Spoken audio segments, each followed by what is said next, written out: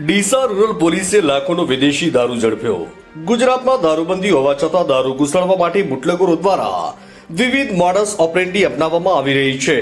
ગુજરાતને અડીને આવેલા રાજસ્થાન બોર્ડરમાંથી મોટા પાયે વિદેશી દારૂ ઘુસાડવામાં આવી રહ્યો છે। ત્યારે ડીસા રૂરલ પોલીસે વાહન ચેકિંગ દરમિયાન લાખો રૂપિયાનો વિદેશી દારૂ ઝડપી પાડી દારૂની હેરાફેરી કરતા 2 શખ્સોને જેલ ભેગા કર્યા છે।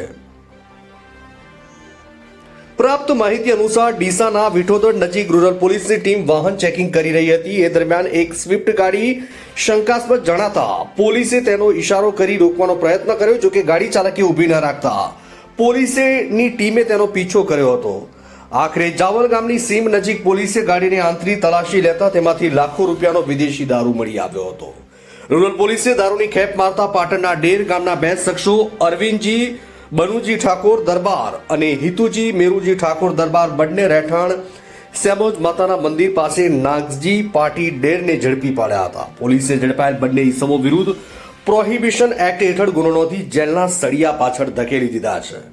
રૂરલ પોલીસે વધુ તપાસ હાથ ધરી છે કે આ દારૂ ક્યાંથી ભરવામાં આવ્યો અને ક્યાં ડિલિવરી આપવા માટે લઈ જવામાં આવી રહ્યો હતો। રૂરલ પોલીસ દ્વારા વિદેશી દારૂ સાથે 2 ઇસમોને ઝડપી પાડવામાં આવતા અન્ય દારૂની ખેપ મારતા ઇસમોમાં ફફડાટ વ્યાપી ગયો છે। Bureau chief Hargovan Chauhan, Gujarat crime news, Banaskantha.